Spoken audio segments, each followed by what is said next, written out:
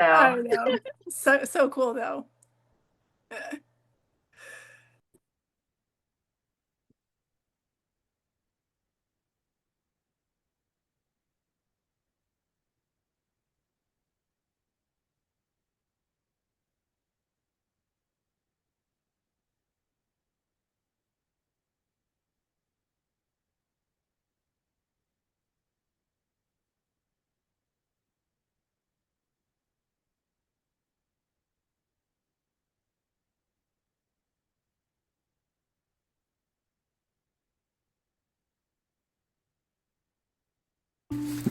This is the Math Map Book Club, where ordinary parents encourage one another to develop an extraordinary appreciation of math.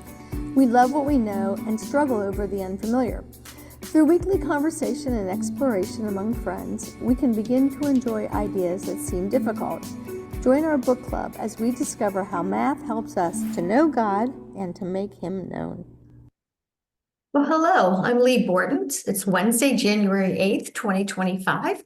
Welcome to the Math Map Book Club, where Kirsty Gilpin and I continue to discuss lessons each week from our math curriculum for families with students enrolled in classical conversations communities.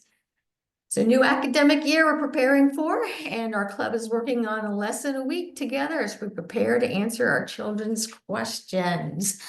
Kirsty, let's get going. What do you have today? All right, well, there we go. Oh, you are not seeing the screen that you're supposed to be seeing. Let me stop. Oh, yes, maybe you are. Sorry, I can't apparently do two things at once. All right, there we go. So hello, everybody. It is good to see you. We are finishing out the third dimension, the second dimension, and talking about transformation. So this is, I like to think the way that Lee and I work through the math map is that the ending lesson of each dimension, in a way, is a capstone week for that dimension. So when we talk about transformations, we're going to be looking at ideas from lesson 9, 1B as well, but we're going to be reviewing ideas from lesson 9 all the way through lesson 17, where we're going to be looking at our key functions and talking about how they can be transformed or moved around. So it's an opportunity to go back and revisit the things that we've been looking at for the past several weeks before we jump into the third dimension next week. So of course, every week we want to take a minute and talk about where we are on our math map. So this week we are here, lesson 18, and whether you're working through the complex with us or you're using one of our narrower domains, digits, naturals, or fractions that are currently available, remember we're doing the same concepts each week. Which is why this is such a great one-room schoolhouse type of curriculum or one family schoolhouse type of curriculum, because everybody in your family can be having a common conversation about these concepts while they're doing calculations that are best suited for their level of development. So we're starting each week by talking about an interesting integer. And I chose 2025 because it is the new year that we're in. And I went ahead because I thought some of you, if you haven't seen these ideas before, may want to grab a screenshot. So I went ahead and put some interesting information about 2025 on the slide. It is a perfect square. So it is 45 squared. So if you look at 44 squared and 46 squared, you'll see that this is I think for probably most of us, this is the only perfect square year that we're going to experience. Interestingly, it is the also when you look at 20 and 25, you can add them together to get 45. So that in and of itself is sort of an interesting thing to note, right? That our year is 2025. It's the sum of 3 squares, 40 squared plus 20 squared plus 5 squared. And it's the sum of the cubes of the single digit numbers, which is 1 cubed plus 2 cubed and so forth up to 9 cubed. It's the sum of the first 45 odd numbers. So I think it's interesting that 45 pops up so many different times here. It's what we call a Harshad number, which means it's divisible by the sum of its digits. And it is a triangular square. So 45, again, is the 9th triangular number. And for those of you who may not be familiar with that, triangular numbers are numbers that can be represented with a triangle. So 1 is a triangular number. 3 is a triangular number. And as you see here, if we continue to add, it's easier to add at our base, but we would see 6 would be our 3rd triangular number. So 45 is the 9th triangular number, meaning that we can create a triangle. 25 is a square of that, which means if you took that 45 and squared it, right, we'd have a square. And interestingly enough, because I was thinking about if you took a triangle and then sort of tried to square it, not necessarily into a square, but what other shapes could I think about?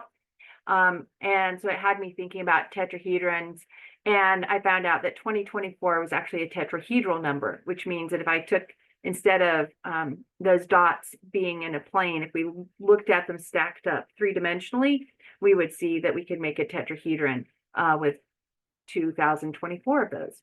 So anybody else have some things about 2025 that they might like to share? Lee, you're muted. I want to know, is a perfect square always a triangular square? No, because if you think of 16, for example, it's the square of 4, and 4 is not a triangular number.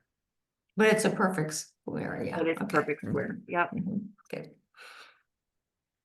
This is really good. I mean, there's so many interesting things about every integer, but we never take the time to learn them.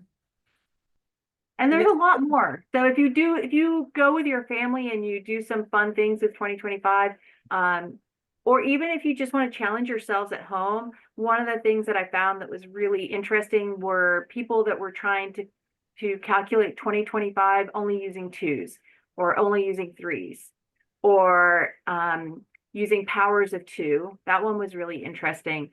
Or using the digits in order, right? So in whether it was like 12 times 3 plus, right, whatever, however you did it, but the digits were all in order in an ascending way or in a descending way. So all of these things, when we're talking about different ways of calculating, it introduced me to some ideas I hadn't thought about. Was, okay, when I'm given a number, how could I calculate that with just 2s or just 3s or the digits in order? So some fun things, especially if you have some older students and you're looking for some ways to kind of push them in their computational thinking, those are some ways that you might want to do that. You also, what you've done is replicated national number knockout for a very large number. So our children are asked to go up to 999 and to think about that, because they don't know if they're going to roll a 2, a 1, a 3, a 5, 4, 5, 6, right? They don't know. So they're constantly looking for all the variations of those low numbers with and the indexes are not limited. So they could have 2 to the 98th power if they wanted to work on solving for these integers. So I love what you did here to show the families that you could keep going. You don't have to stop at 999. Right. So let's go ahead and we're gonna take our some time. And as I start the timer, because that's important for keeping us on track here, I just want to really encourage all of us to remember, let's see if I can do this. My mouse is set to draw, so it doesn't want to, there we go. That it's tempting to think that you're only being productive with your students when you're working on the lesson pages, right? And you may be judging your math time by how many lesson pages you get done or how many calculations you get correct. And it might be tempting to take this time because you all enjoy the talking about the art and the math.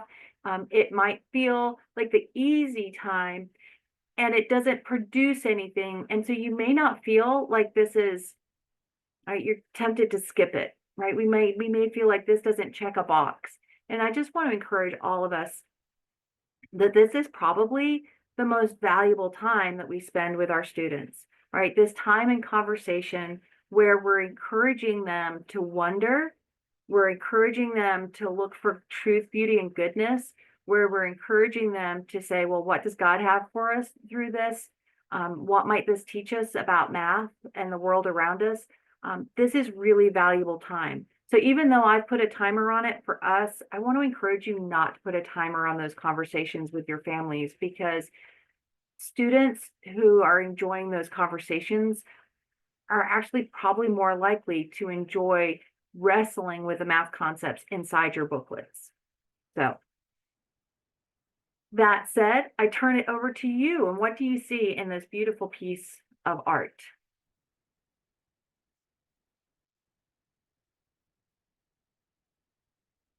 I love the caterpillar and the butterfly and what it symbolizes.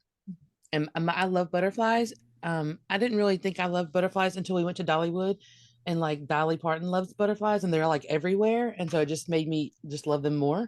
But I love the transformation there with the caterpillar. I was looking at the title and it says this is a West Indian cherry. And so I'm thinking like it looks very similar to the Brazilian acerola. We were missionaries, and I'm wondering what type of cherry is that? You know? They look like little pumpkins. Yeah. So that's what I'm seeing. So isn't the berries on it aren't perfect globes, but they have lines that are reminiscent to lines of longitude.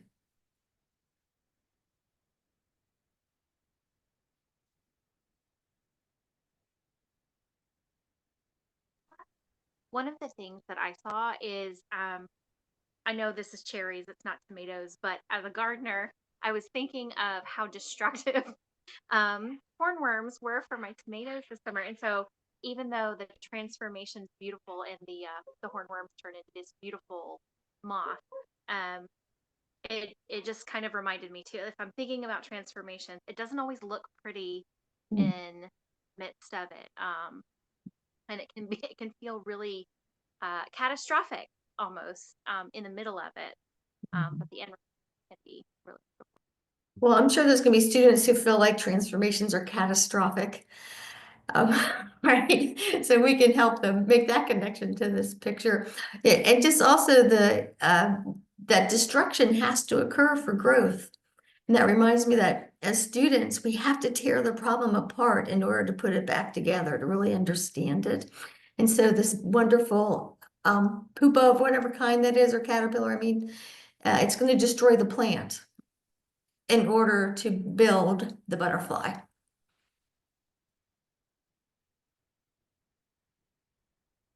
Is there You see another that. artist? Oh, go ahead. I was just going to point that out, that you see that destruction. The caterpillar has eaten those, and we all go, ew, that's a bad caterpillar. But it is, as Lee is saying, that destruction has to happen because we all, like, the focal point to me is butterfly, because I am definitely a butterfly person because of the transformation. And yet, as was put, this butterfly is not even in the title. It's in the title of the work, but not in the art.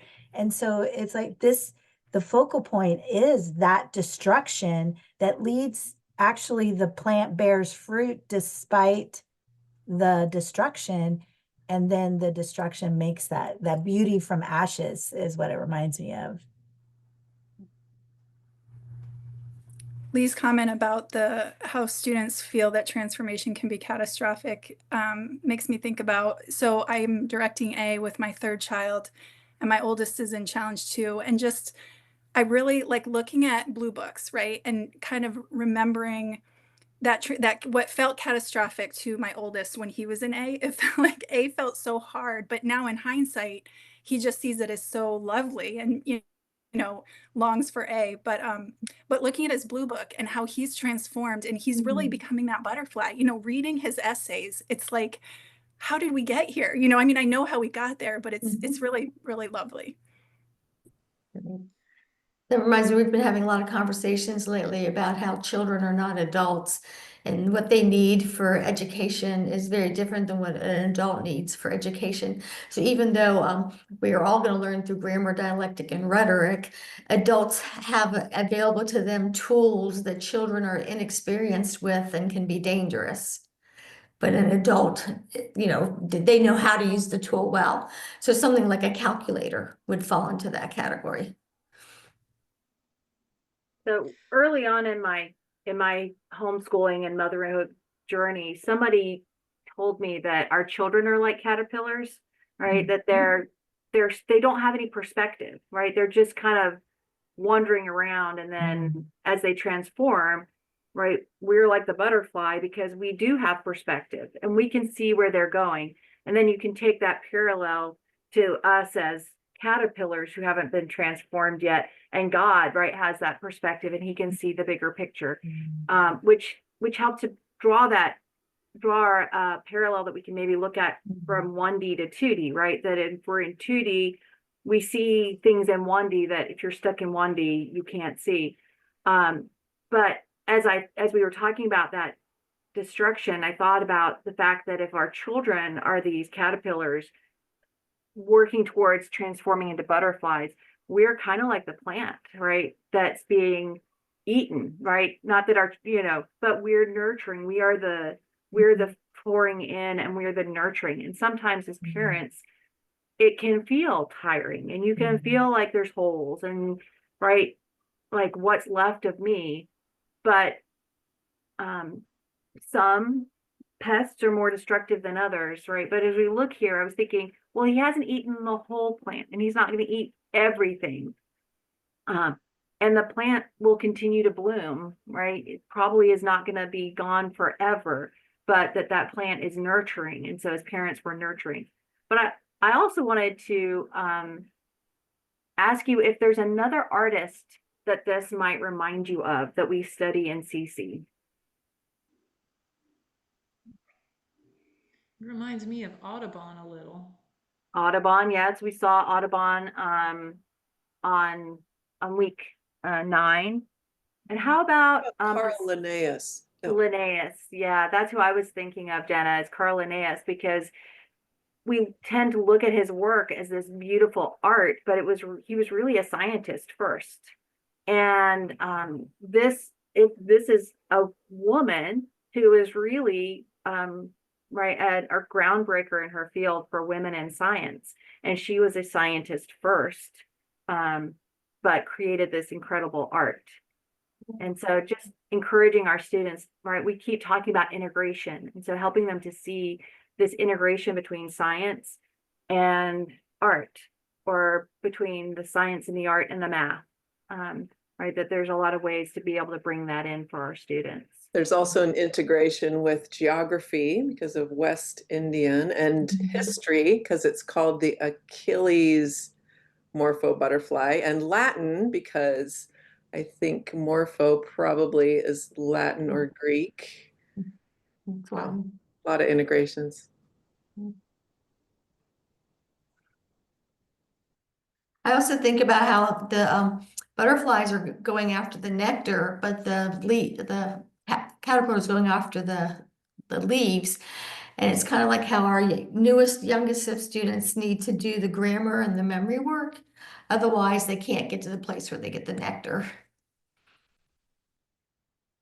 Lee, that's also encouraging, going back to me talking about our children and us being the nurturer, right? That we have an opportunity to continue to nurture our children even as they grow, that they may quote unquote leave the nest, right, and be flying off and doing their things, but there's that opportunity for us to continue to nurture them, and it may not be to the same depth or in the same way. So I can promise you your grown children will show up and lick you. Right, Shauna? Well, I look forward to that because yes, it's mine. We are there losing my daughter back to college tomorrow and my son to boot camp next month. So I look forward to every time they come back. All right, so let's go ahead and take a look at our I² page here. And let's go ahead and start off with our tell me everything you know question. Tell me everything you know about transformation.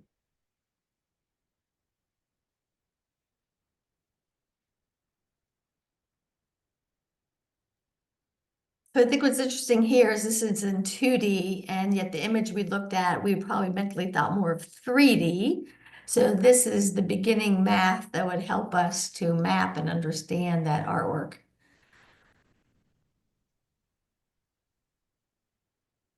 I would say most of what I know about transformation is from doing the beta version. Why can't I think of? Naturals? Natural. Thank you. Naturals. And just those four. And I was thinking of that as we were looking at that picture as well, because like the butterfly changes this way, and there's like different size cherries, maybe a little bit. So dilation. Anyway, I don't think I really knew there was this group of four things before I did naturals. What are the 4 things? I love that you said that. So dilation and reflection and rotation, and I'm gonna have to look. Top page. Oh, translation. Mhm. Translation. Jana, I love that you immediately looked at this page and went, oh, there's 4 things. Right? Because I think that to me, that shows like that you're starting to take all of this information and look for patterns, right? We keep talking about these 16 functions, and you looked at this page and went, okay, wait, there's 4 things that we're talking about in different ways. And that may have come from having looked at them previously as well, but just that we're starting to look at ways to summarize mathematical information, I think is huge. And so I just wanted to point that out, that if your students can get to that point where they start going, oh, well, look, there's these 4 basic things and we're just doing different things with them, that's something to really celebrate.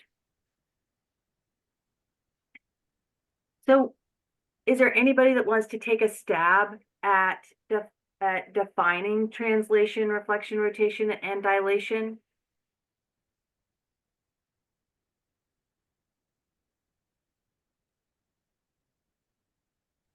I'll help get started here. So over on the far right where it says point translation, I'm going to assume, not know yet, that P of XY is some sort of point with XY coordinates, and I am going to move it by HK somehow.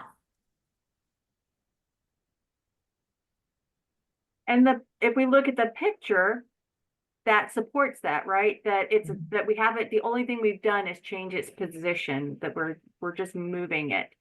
What does a reflection do? And you can look at the picture, or you can look at the symbols, or you can just think about in your own life, what's reflection mean? Just like what you see in a mirror. So what does it do if you look at yourself in the mirror? What's one thing that happens? Left and right reverse. switch. Yes. Yeah, we see things backwards or switched, right? So how about a rotation? I'm remembering from naturals, and I want to say flip. So flip would go with reflection, right? That would be a flip. We're flipping things. Good. I think in naturals for rotation, we said spin. You can spin or you can turn, right? So what are some things, especially for those of you with younger students, what are some things that they might naturally rotate? Wheels. Wheels, good. Puzzle pieces. Puzzle pieces. They're books. books, right? If I turn our book around, The The hands of plate. the clock when they're learning time on that plastic clock. good, yeah, the clock. A lot of our dials in the car rotate or on the stove rotate, right? So rotate, even a handle on a door might rotate. So there's a lot of things that we can experience around us that help us to understand rotation. How about dilation?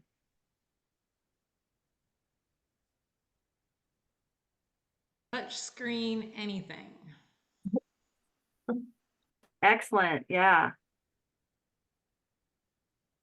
And how about, I think, well, we used to do it in foundations, right? Where you would look at your pupils dilating, right, with light, and you'd see your pupils get big and small.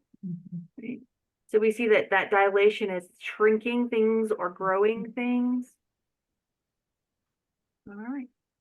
So let's go ahead and take a look at our Memoria and arrangement page.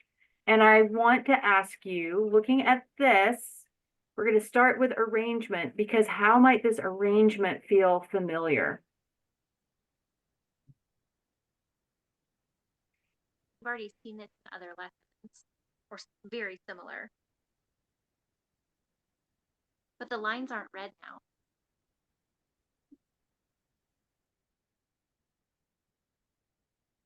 Have we seen that list on the left before?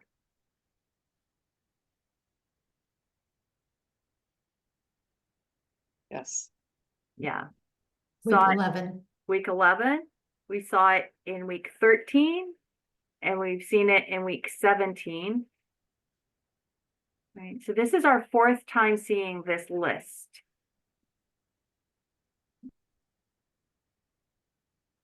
So based off of that, if a student hasn't memorized yet, what might be a good thing to memorize from this page? It might be good to make your own flashcards of the first column on the left and make sure that they at least recognize those words and can read them if they don't even quite recognize the graph on the back. So you could say constant in the front and y equals c on the back to get them to memorize it. We did Yeah, hand motions in class. We would, do these, and I would ask them which they thought it was. Mm. That's great. the Babs, how could you take your hand motions and learn hand motions that go with the different functions, and then also use those to understand transformations?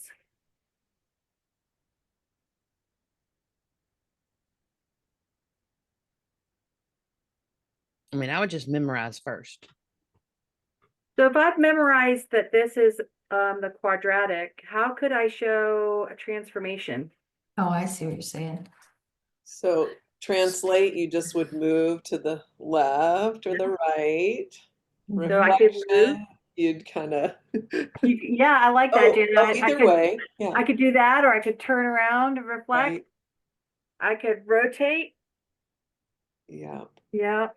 I could dilate, right? Yeah. So yes, I like Babs's idea, right? That by using those hand motions, it's going to help our students to memorize, but then we can take that and then also help them to express, right? So using our names tools to express those different transformations as well.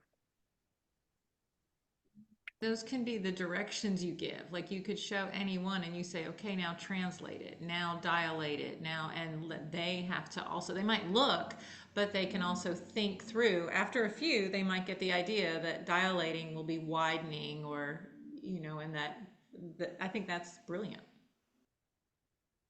I love some of the Latin roots of these words too. Sorry, but like translate means trans is across and late is like to carry, right?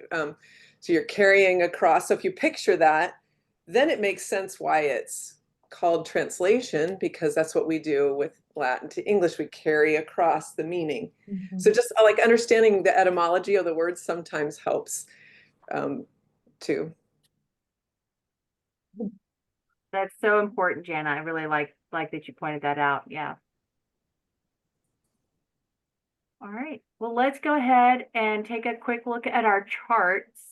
And And I went ahead and I gave you the first two charts here, but I just encourage you, if you haven't looked at the charts for this lesson, you'll see that the third chart does look a lot like the Memoria and arrangement page, but with more. And the back page is a little bit different because it takes the ideas of transformations and it then explores symmetry. And so if you think back to week 14 where we did the constructions, and that fourth page was geometric art, this fourth chart here and the idea of symmetry is another place where, especially for those of you who have sort of arts-minded students, may enjoy really taking a look at symmetries and seeing how those symmetries actually come from these mathematical transformations.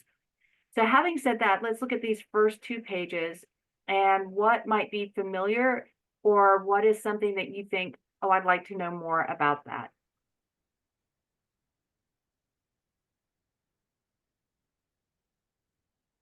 So I know for me, when Kirsty was teaching this to me, the translations and reflections weren't so hard. The rotations, I had to look at it and think about how far I was rotating before this bottom left page made sense.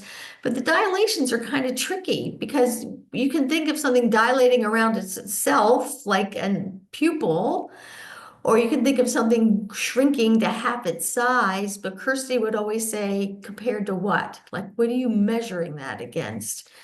So the thing I'm interested in all of these now is saying, what am I measuring this against? Because I just kind of assume I know what these words mean.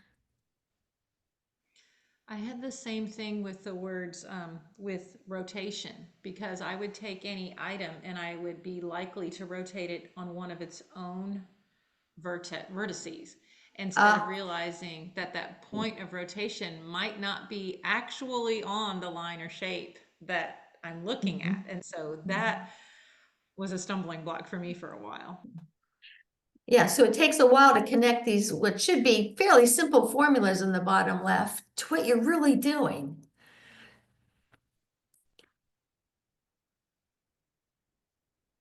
Yeah, it's important to recognize, isn't it, that there's more information than just that. When we translate, we need to know, where am I translating to, right? How much am I translating in what direction? So that's why we have a vector. When we talk about a reflection, well, what am I reflecting across? Right? There's a lot of different things. So I can't just say reflect it. Well, I have to know, what am I reflecting it across? When I'm rotating, what am I rotating around? What's my center of dilation, right? What am I growing or shrinking away from or towards?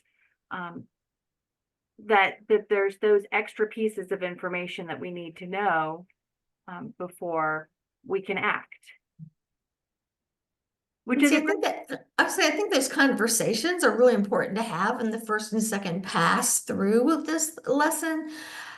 Because otherwise those formulas in the bottom there can seem very frustrating because you have this 3D expectation of what those words mean without ever having thought about compared to what. But those formulas are very precise about being referring to what you're comparing to. So they're almost difficult until you understand what the four words mean.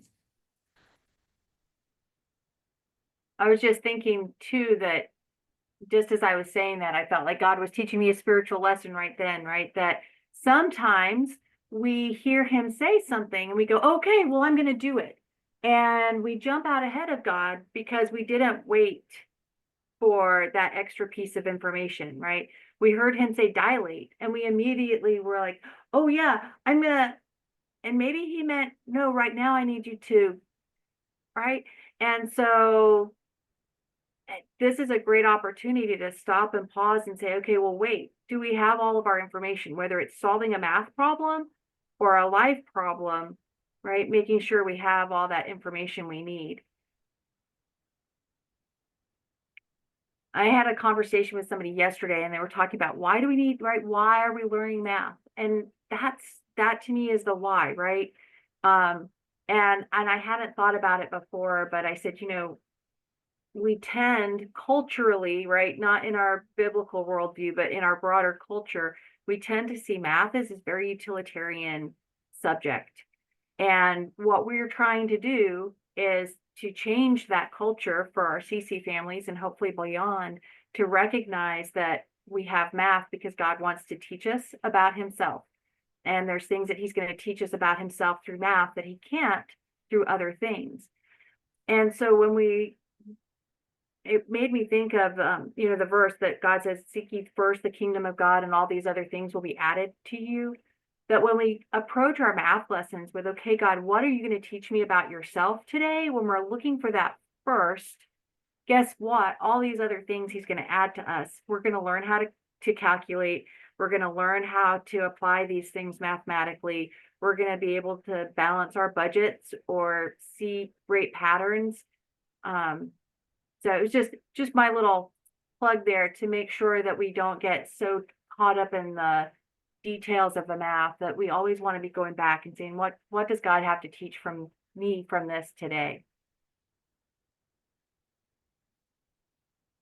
So there's our chart. So does anybody have anything from week 17 that they would like to share?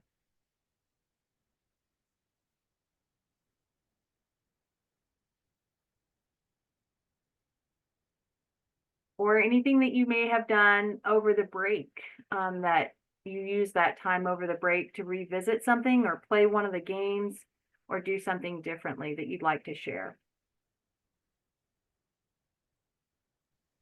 So I've started doing the notations flashcards, and I have a thing on my calendar like every night at like 9 o'clock.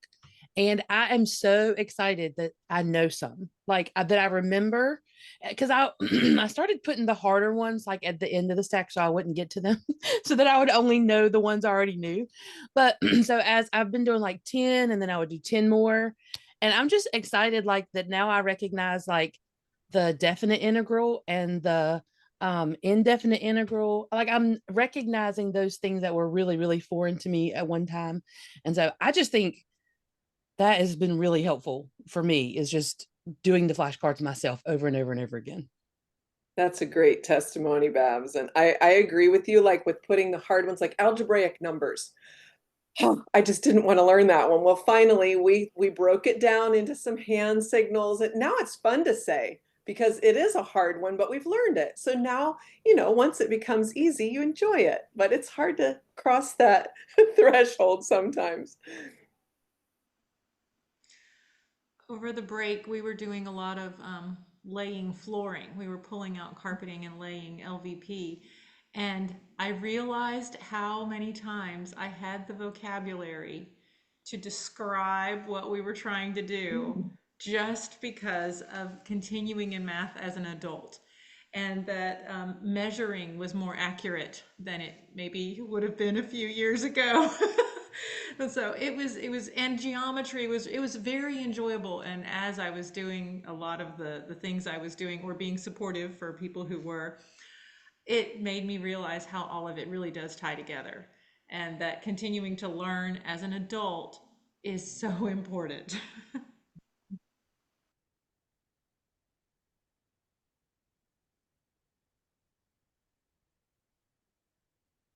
Well, I remember my early days in CC, when it kept being pounded into my head that CC was not for the students, that it was for the parents, right? And everything I read and everything I saw was Lee saying, right, the parents, we're here for the parents.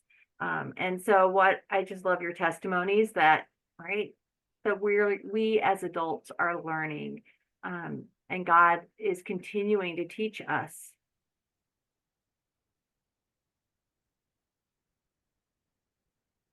All right, well, let's take a look at a couple of our page tops. And I've got pages 1 and 2 lined up here. And what I wanted to point out is that we're going to be looking at the same 4, right? We keep talking about translation, reflection, rotation, and dilation. We're looking at the same 4 of our transformations, every page top. And we're going to talk about points on page 1, and then we're going to talk about the constant function, and then we're going to look at all of those different functions. And so your students are going to have the opportunity to trace those functions and take a look at those functions over and over and over again this week, so that hopefully, right, we're going to start to see those functions, their names and their graphs becoming familiar.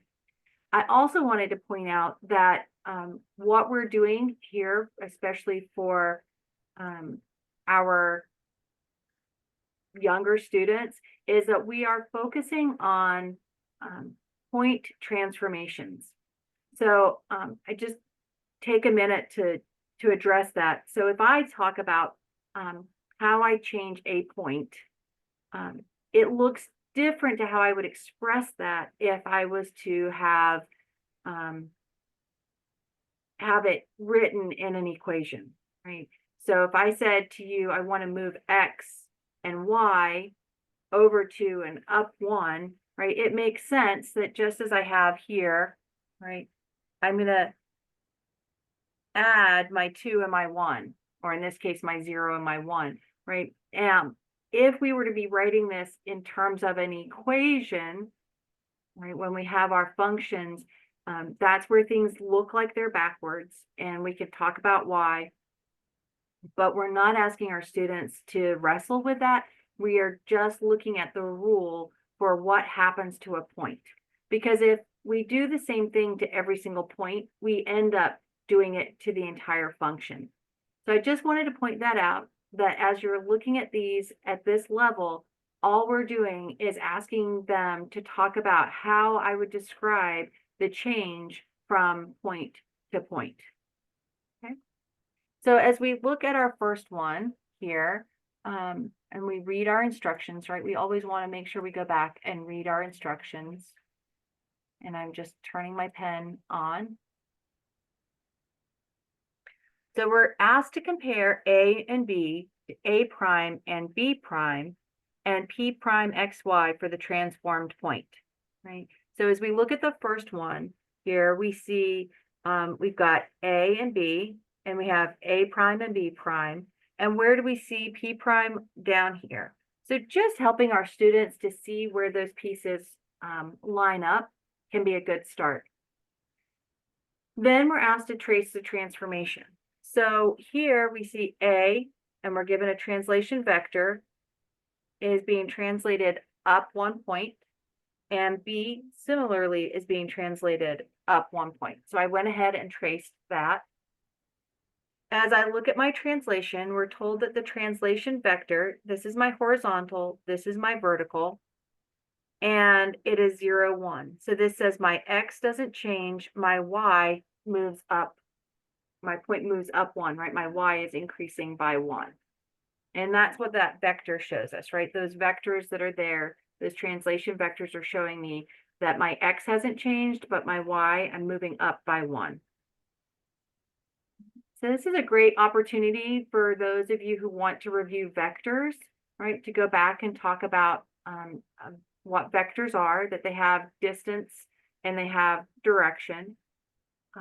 It's also a great opportunity to remember that a vector, although we define it from the origin, right? When we see 0, 1, we're defining that from the origin, but that vector is not fixed in place.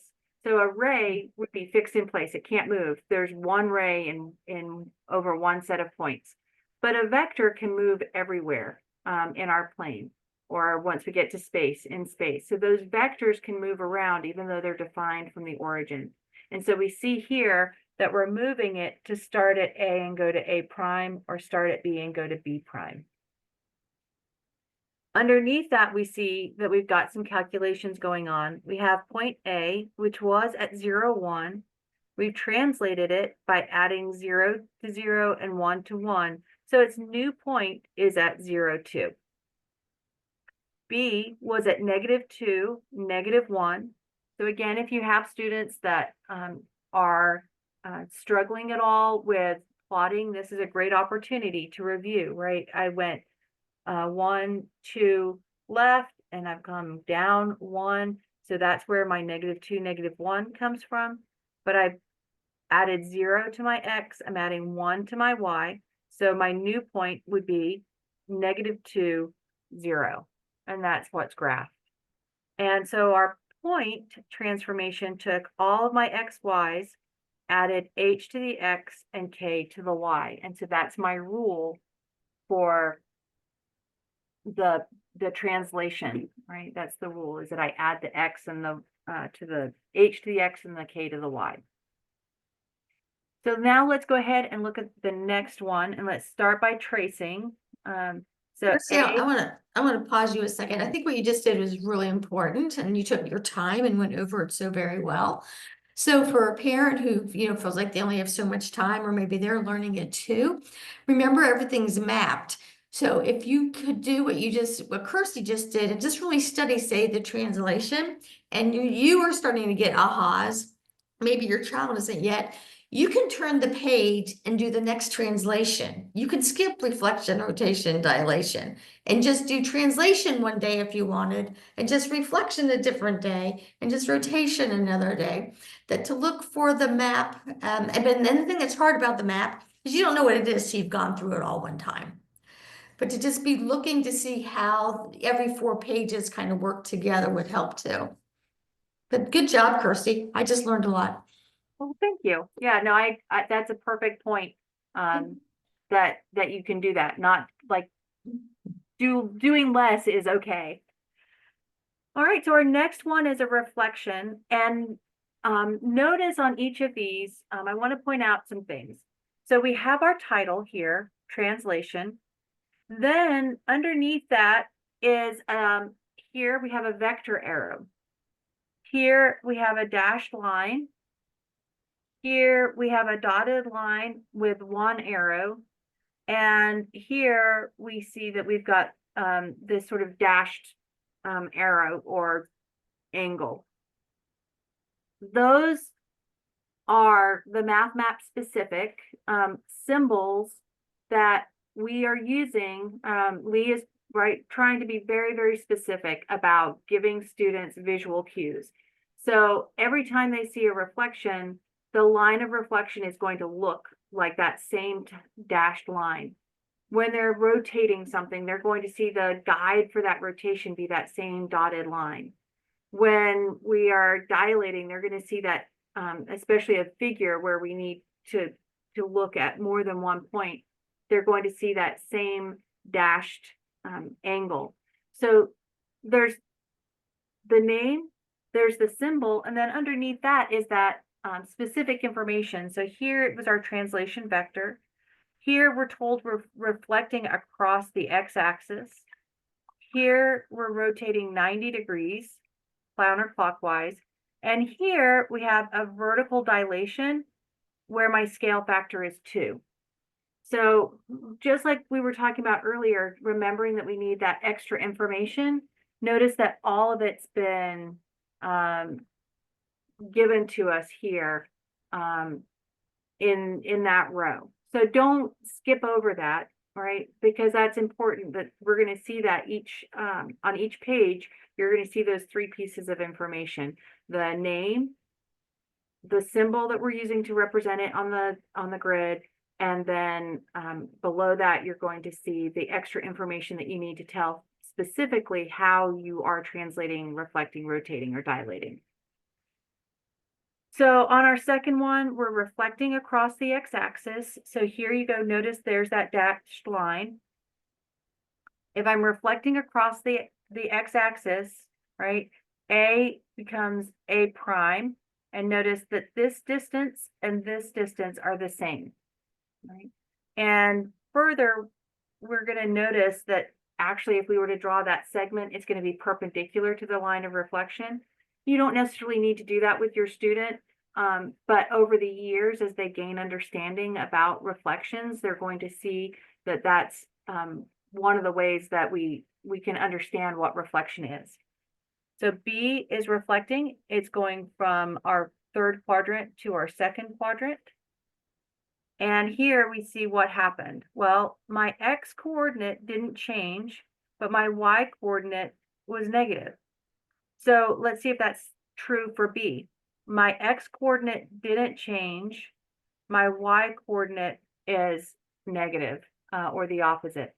So I think that my rule is going to be that my x coordinate doesn't change and my y coordinate is the opposite. And so that's my rule. Now I'm going to back us up a couple of pages just to point out to you in the chart that right here are all those rules.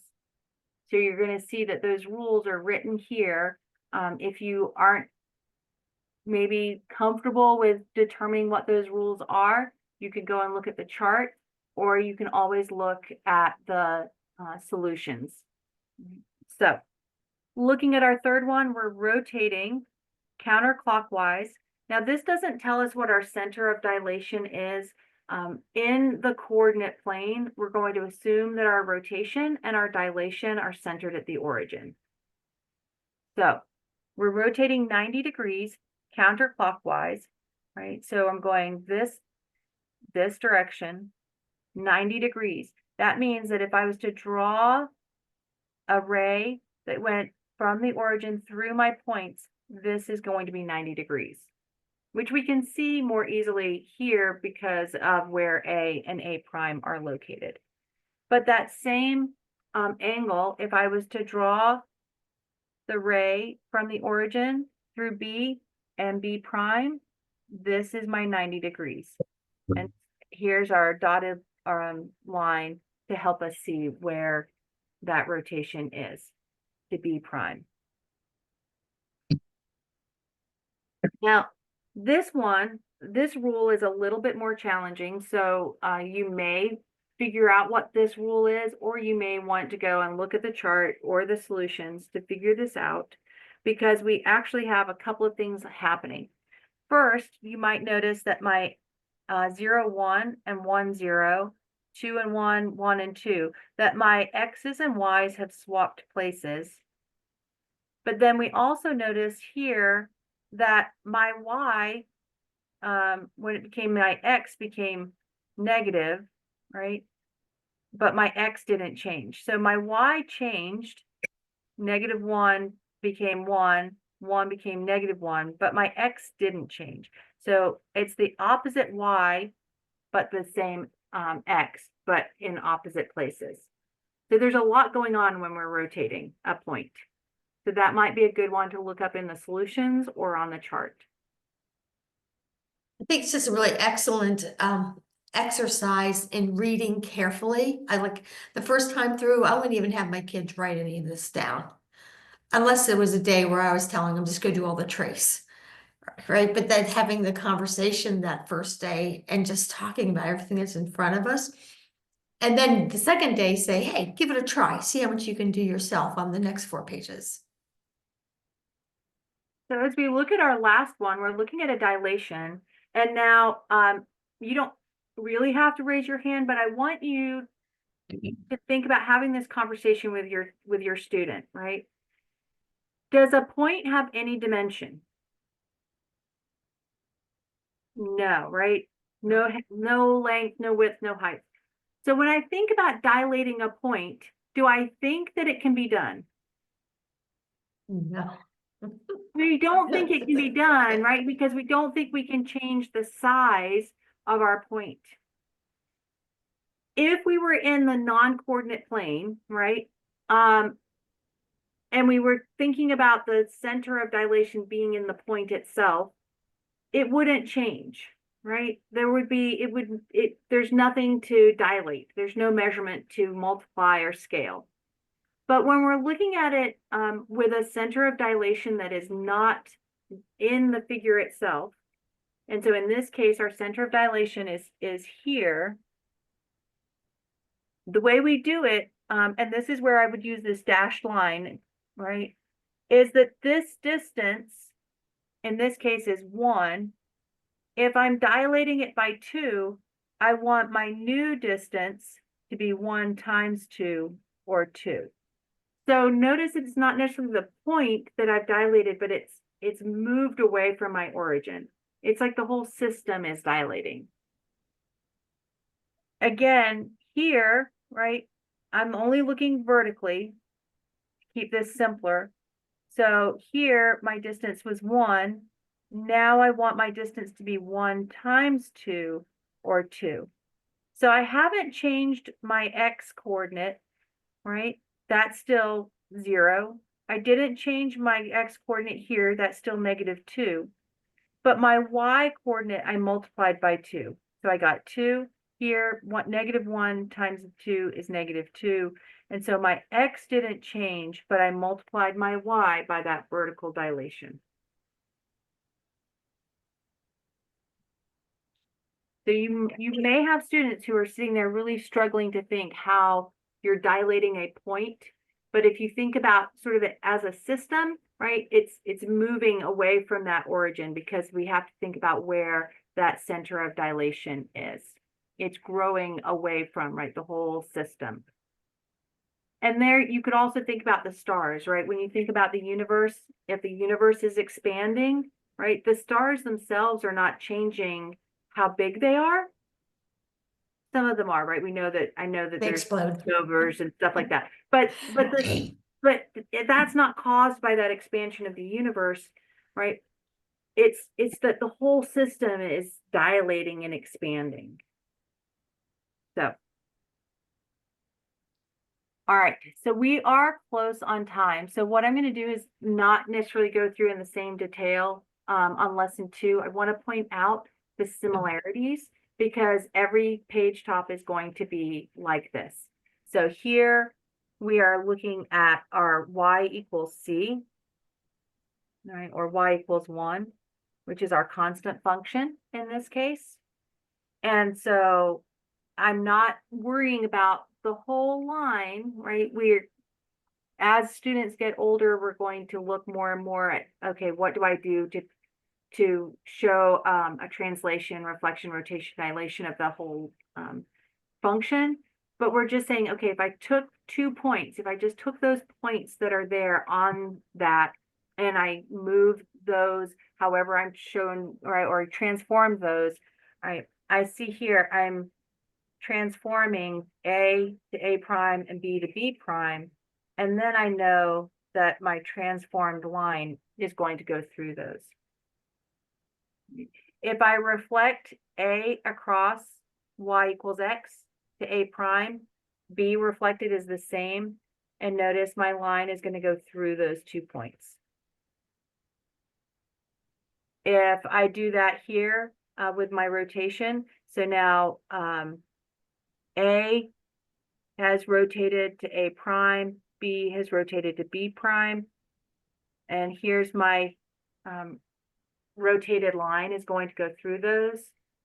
And then A prime dilates to A, B prime, A to A prime, and B to B prime. So this time it's a smaller, so I'm going towards my origin. And so here, right, is my dilated line. And that's going to be the same for all of our functions. We're going to take 2 points on these page tops and we're going to transform them. And then we're going to draw our function using those 2 points to see how that function would be transformed. So just to clarify, I think I understand what you're saying. Like on these page tops, we're doing the 2 points, but on the charts and on that page at the beginning, we are actually memorizing or becoming familiar with the function, like how we would transform the function. So we're still learning that part. We just don't necessarily. Right. We're going to look at the rule for transforming points. Mm-hmm. Not the rule for transforming the Transforming. whole relation. Gotcha. That will come, but we're going to start by understanding the transformation by looking at each individual point. And so So what you can make me see is in the first 3 levels, you just did a lot of tracing and copying and the names of the points flipping and spinning. And then in the middle, decimal fractions and rationals, it's still a lot of the vocabulary. It's just that we start to move some of the lines. And now in reals, complex, and monomials, we're looking at single points. So it's almost like you go big and then small, and then we'll go big again with the math when it gets harder for binomials up. And so just keep reminding parents, they got 3 years of pretty much the same math to really work on that skill set before hitting the next one. So this, I just pulled this off of chart 3 just to reiterate that same, those are the page tops, right? So we're gonna look at on page 2, page 3, page 4, page 5, you're gonna see each of these functions, and you're going to translate, rotate, reflect, and dilate. But we're going to do it by just looking at points and figuring out where they go with points. And with your older students, if you go back to lesson 11, right? We talk in lesson 11 about that general form. So remember your great question, Jana, about the X and the H and the Y and the K and the A, right? Notice that's what's here on this chart, right? That A, that's my dilation and my reflection. My H and my K together, that's my translation. And my rotation becomes kind of weird, right? Because it would be swapping our X and Y's and doing some other things. So rotation is a little bit different, but those parent functions, as I look just at that equation, that general equation, it's telling me, how did you take that parent function and translate it or reflect it or dilate it in order to get that. And so that's why the result is going to, you're going to recognize it because it's going to look like that parent function. Just like oftentimes, right, you can recognize your kids, right, that your genetics that follow through. Even for adopted kids, right? A lot of times people are like, well, they act just like you, right? That the parents pass on key characteristics to their children. And we see that happening here. So that parent function is giving the characteristics to that transformed function. That transformed function is just making it look a little bit different.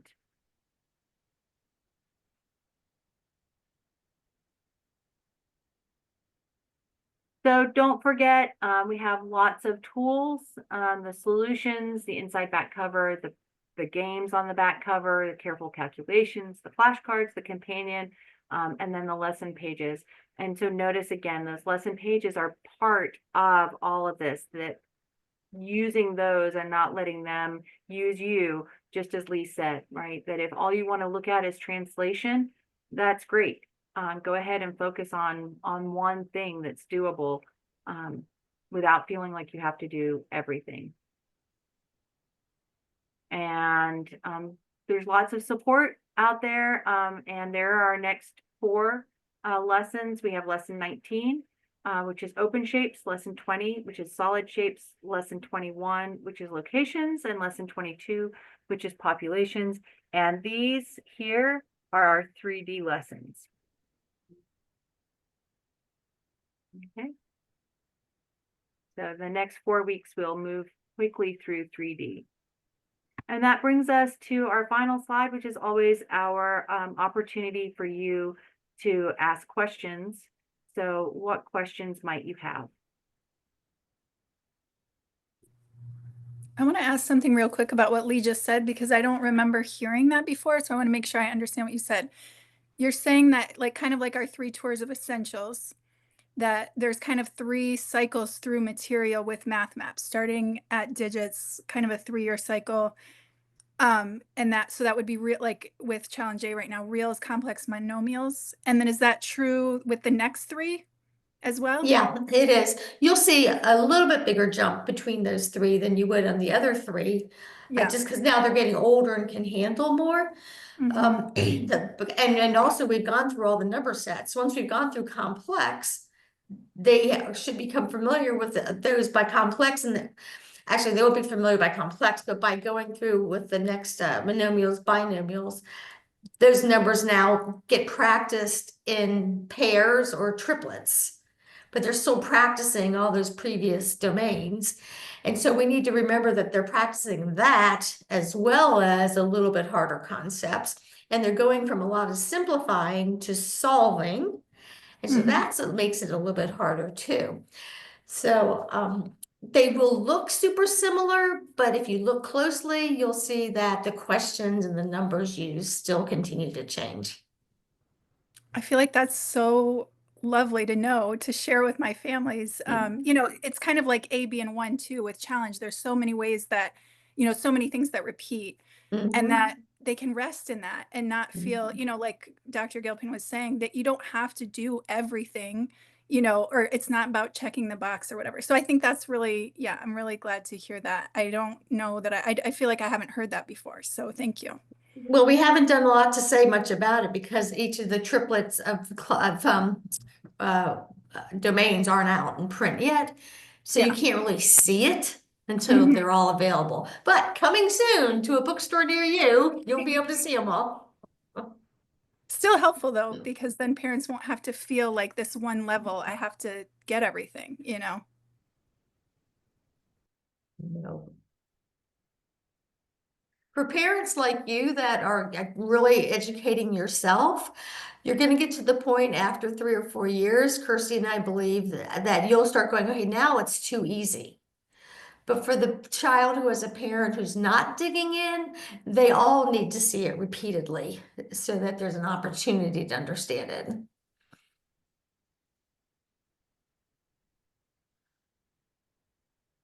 Yeah, and I think it's gonna be excitingly when people start getting to that point where they go, okay, these lesson pages, we're going through them really quickly, to go, right, because that's not it. That's not all you're doing, right? That now you have the opportunity to really explore those ideas and have those conversations, right? Because you're not feeling like you have to check off all of those lesson page boxes.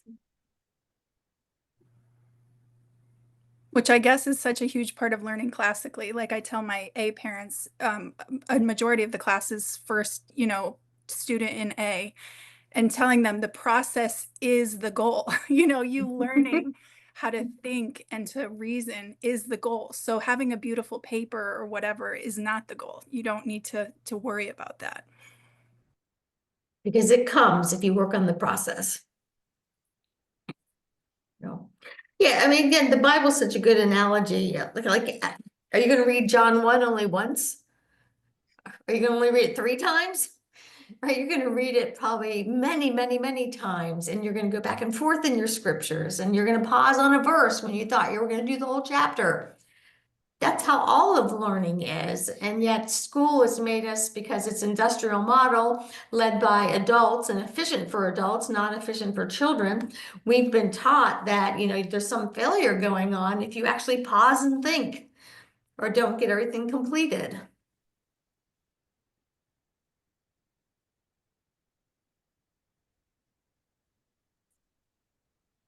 Are there other questions?